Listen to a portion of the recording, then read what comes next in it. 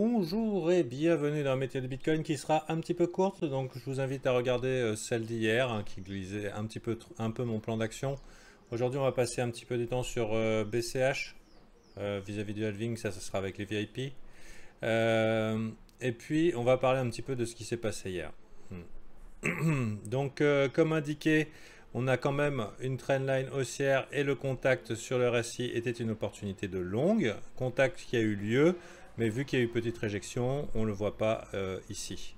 Comme vous voyez sur Ishimoku, on est toujours dans un setup haussier, mais un contact ici avec le nuage et la Kijun n'est toujours pas à exclure. Et au niveau du daily Ishimoku, on est en train de faire une petite acceptation au-dessus de la span B, mais il n'y a pas de quoi encore s'exciter. Si on voulait vraiment un setup haussier, il faudrait quand même que le nuage twist ici, ça serait quand même pas mal. Mais on pourrait, comme indiqué hier, envisager un rallye jusqu'à ici. Le fait est que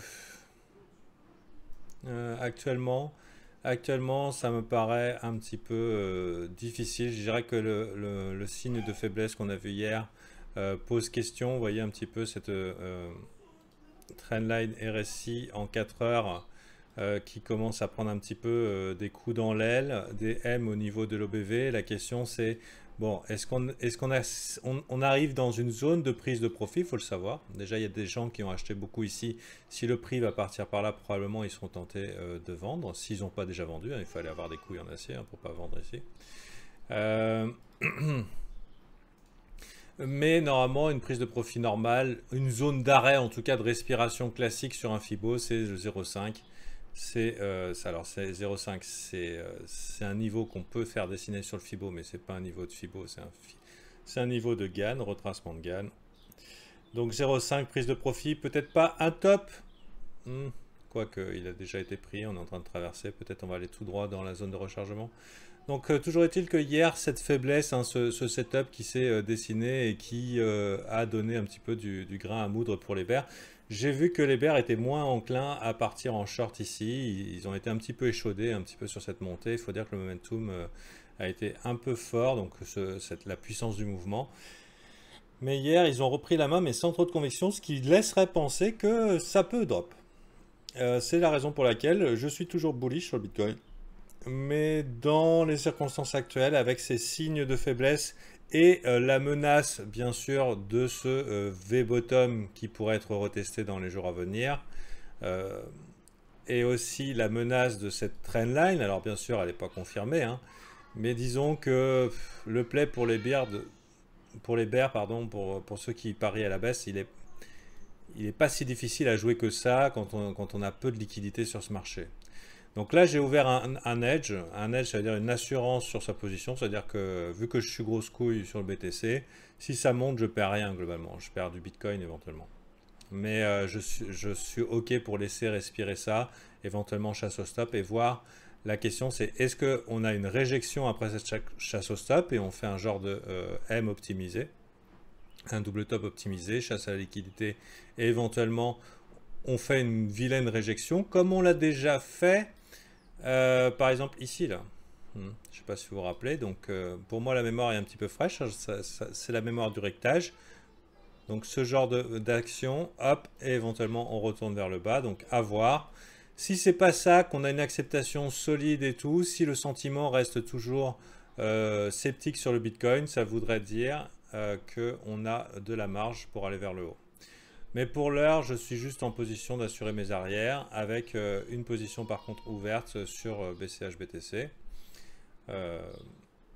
Voilà, c'est la ligne aujourd'hui. On va voir aussi aujourd'hui. On remarquera que BSV, pour pas laisser Bitcoin Cash avoir la vedette, ils ont sorti la bise aussi.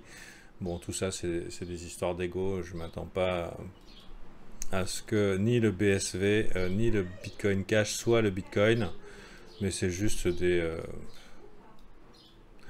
millionnaires ou milliardaires, enfin je pense que c'est plus millionnaire pour certains.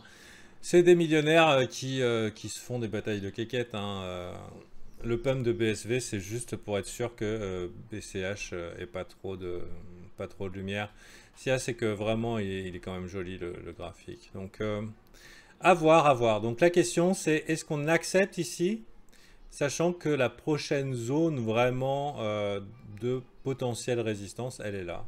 Mais si on veut être patient, si on est OK pour se dire, quoi qu'il arrive, même si on dump là, de toute façon c'est pour faire un W, hein, retour vers les 6000, mais ça rebondit, ou 5500, il y a beaucoup de gens qui attendent dans les 5500, 4000, etc. Je ne sais pas si on leur fera ce cadeau, mais sinon... Même si on a 4-5 jours de chute qui un petit peu qui fait flipper, je pense que voilà, on ira dans cette zone ici. Voilà. Donc je vous laisse ici avec cette méthode de Bitcoin. Si elle vous a paru un peu courte, je vous invite à rejoindre le groupe VIP. Vous apprendrez à trade et à faire vos propres analyses. On n'est pas, comme je disais ce matin, on n'est pas obligé d'être d'accord pour gagner des sous, hein. C'est question de timing et de risque-récompense. Donc les bears peuvent gagner des sous, les bulls peuvent gagner des sous. La question c'est quand c'est que vous rentrez, quand c'est que vous sortez, est-ce que vous gérez bien votre risque, est-ce que quand vous gagnez plus que ce que vous perdez, hein. C'est la somme de toutes ces petites actions qui fait de vous un trader rentable ou pas. Et si pendant l'ennui, ou alors si vous voulez faire partie d'une équipe bienveillante, enfin l'équipe bienveillante c'est moi, hein, mais je veux dire l'ambiance est là, hein, on s'amuse entre VIP. Pour 39 €, je pense que vous passerez un meilleur temps pour votre avenir que sur Netflix. Ceci étant dit, fin de la publicité, nous on va continuer avec les requêtes de brief qui consistent à répondre pour expliquer l'utilisation des indicateurs, pas simplement quelle est la vie de Fanta aujourd'hui. La vie de Fanta aujourd'hui, on s'en branle. Pour moi, la méthode Bitcoin, c'est une démonstration de valeur. Alors attention aussi avec les sondages de youtubeurs sur Internet. On a tendance à penser que, ouais, bon, ce youtubeur-là, ou alors ce crypto-twitter-là, ce qu'il dit, c'est pas mal. Des fois, il a raison. Et des fois, on se dit, bah, quand on connaît rien, c'est pas mal de faire un petit sondage. Hein, le sondage de la majorité. Et ça, malheureusement... c'est pas bon, la majorité. Le problème est que si le trade est crowded, hein, c'est-à-dire s'il est trop rempli, si le wagon est trop plein, si tout le monde est d'accord sur la direction, la probabilité est du côté du sens opposé. Donc c'est pas évident de se placer en tant que trader, enfin de prendre des décisions de trade basées sur les autres ou sur une statistique des autres en disant ouais bah lui il assure et tout. Bon, ça fait 3 youtubeurs que je connais qui assurent. A priori ils ont raison. Non, malheureusement c'est l'inverse.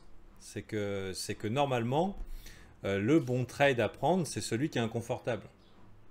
D'accord, c'est celui qui fait flipper et qui normalement vous place en position de stupide. Parce que 90% des gens perdent 90% de ce qu'ils ont en 90 jours.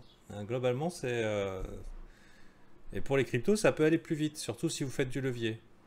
Hein. Donc attention avec les sondages ou la vie de Fanta, on s'en branle de mon avis. Moi je fais juste démonstration que je sais faire l'analyse technique et que je peux vous aider.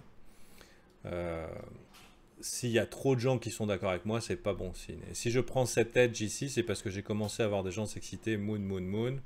Et je pense qu'il y a pas mal de gens qui sont un petit peu dégoûtés de ça et qui seraient susceptibles d'acheter le breakout. C'est un classique, hein. Donc c'est à ça que je m'attends. J'ai bien l'impression que ça risque de faire un peu souffler. C'est pour ça que j'ai pris un edge. Un edge, c'est une assurance. Hein. C'est-à-dire on prend un short de la taille de sa position en spot. Comme ça, quelles que soient les oscillations, on absorbe le risque pour le prix d'une assurance. Ça veut dire qu'il est possible que le short soit niqué. Et que j'assume une petite perte. Mais c'était le coût de la sécurité mentale. C'est des concepts. Ok, et ben c'est tout. Merci et rendez-vous demain. On est le 8 sur Patreon, facturation le 1er. Ça reste encore une bonne période pour rentrer. Il y a un gros contenu de Dropbox qui vous attend. Le début de mois, c'est plutôt pas mal. Surtout qu'on arrive dans la belle saison. C'est le moment de se positionner, d'avoir un petit plan d'action, même s'il est un peu urgent. Alors quand je dis la belle saison, je fais référence au printemps, jusqu'à la fin mai. Voilà, donc accrochez à vos slips. Si vous êtes, je pense qu'il n'y a pas vraiment de raison de craindre pour le BTC. Je pense que si on redescend dans les 6000, là tout le monde va short sa mère et ils vont se faire prendre un revers et c'est bon, c'est YOLO. Allez, bisous.